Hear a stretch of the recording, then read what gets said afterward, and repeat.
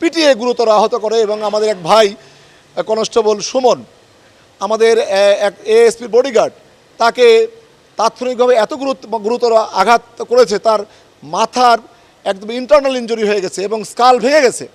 এবং এই সিটি নিয়ে আমরা যখন নিয়ে আসলাম তাৎক্ষণিকভাবে আইসিইউতে নেওয়া হয়েছিল এবং তারপর পরে সে এখানে ইন্তেকাল করেছে। আমরা এর বাইরে একজন আইসিইউতে আছে, 20-25 জন এখনও বিভিন্ন হাসপাতালে তারা যন্ত্রণার সঙ্গে কাতরাচ্ছে।